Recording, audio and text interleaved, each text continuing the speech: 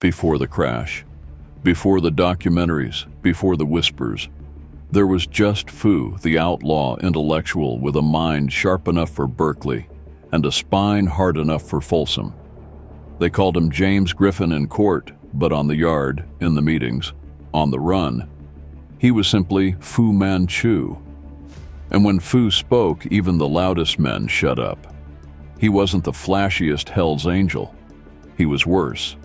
He was smart, connected, and loyal in ways that made people nervous. Fu Manchu, he was a Fresno Hells Angel and then went to Oakland, and I want to give you a little insight into him. Fu and I were good friends. Hollywood producers took his calls. Prison wardens respected his silence.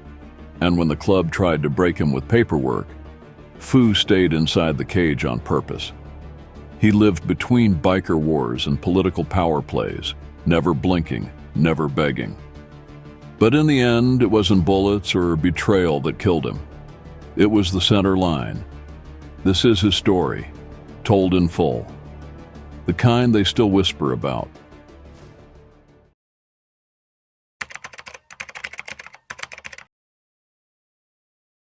Before the rumors, before politics, before the crash, there was just Fu.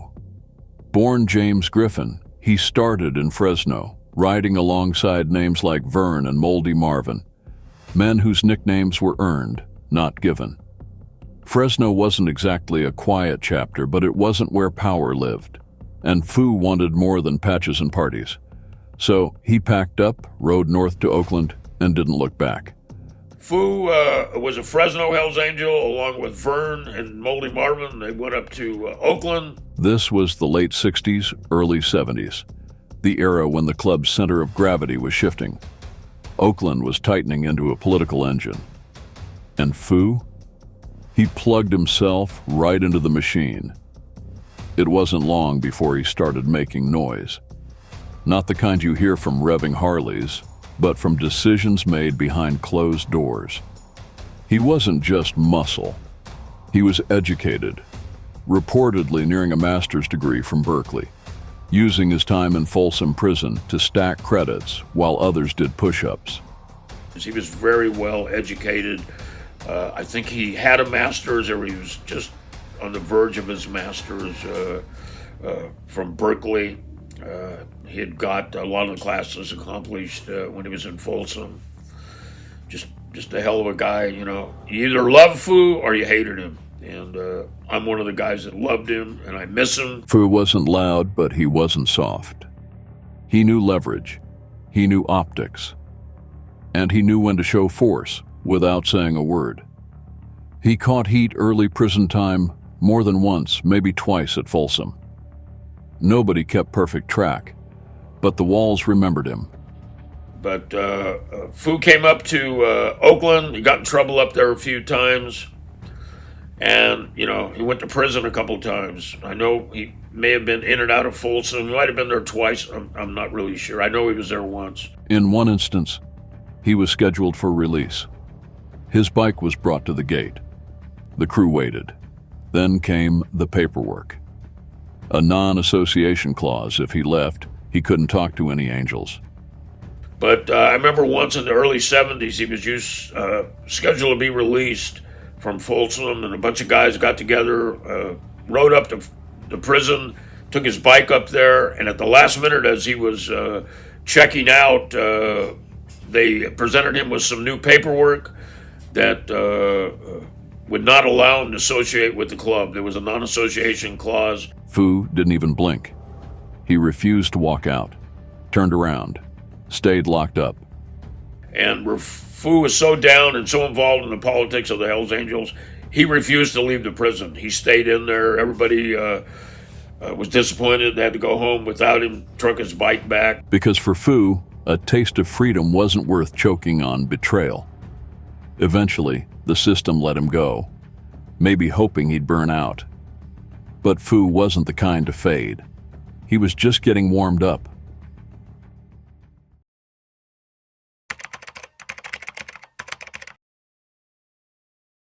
Hey brothers, tired of YouTube YouTube's BS and censorship, it's time to break free.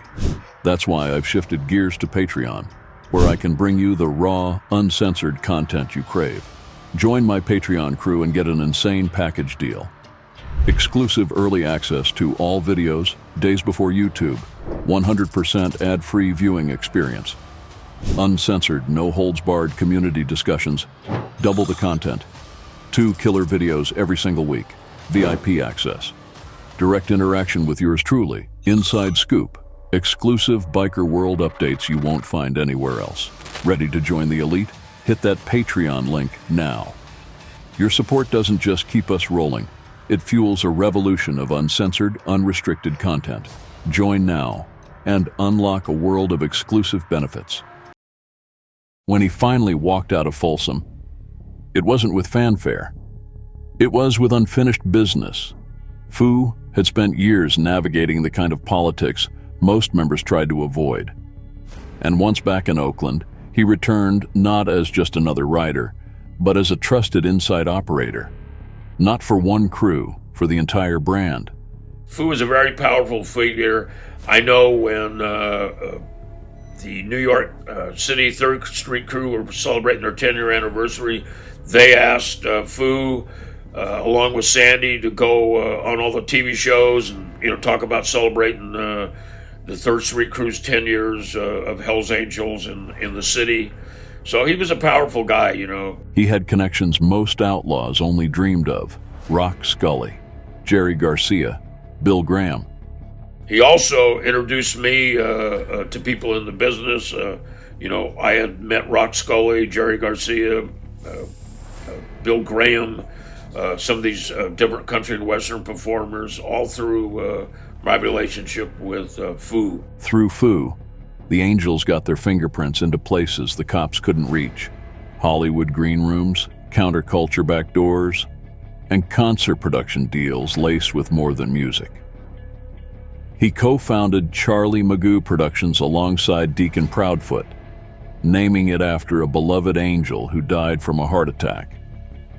It wasn't just a name, it was a message. They were in business and they were keeping it in the family. He was a concert promoter. Him and Deacon Proudfoot, they had Charlie Magoo Productions. Charlie Magoo was a popular Hells Angels in Oakland that died from a heart attack. They named the business after him, and he promoted a lot of high-powered guys. Every time you thought Fu might slow down, he doubled the dosage. Once, George Christie handed him a little bag of Coke. 20 minutes later, Fu pulled out a Ziploc gallon bag, half a key inside.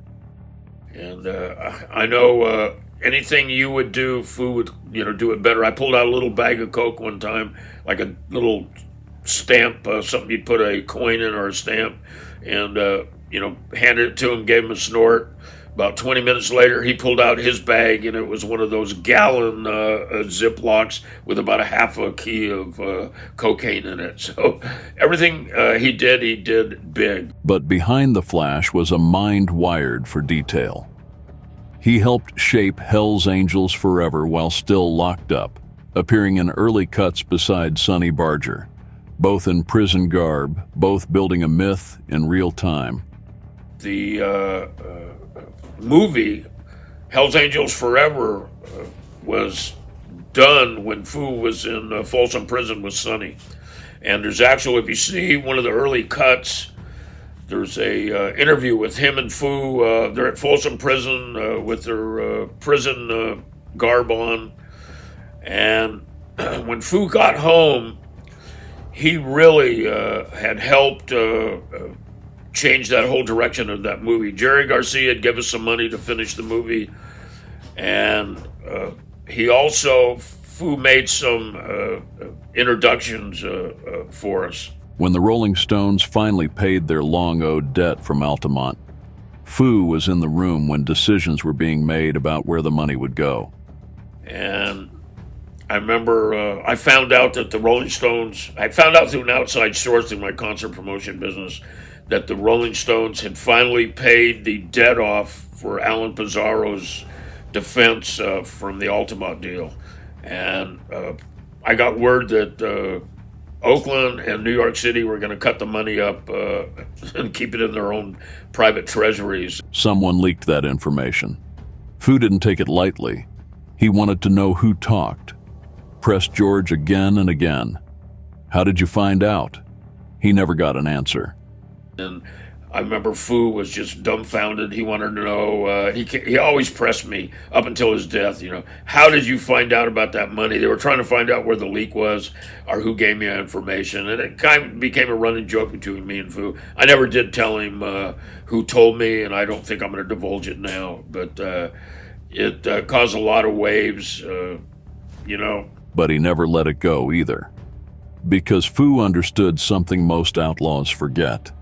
In a world built on silence, knowing too much could get you killed. And not knowing who talked, that could keep a man up at night.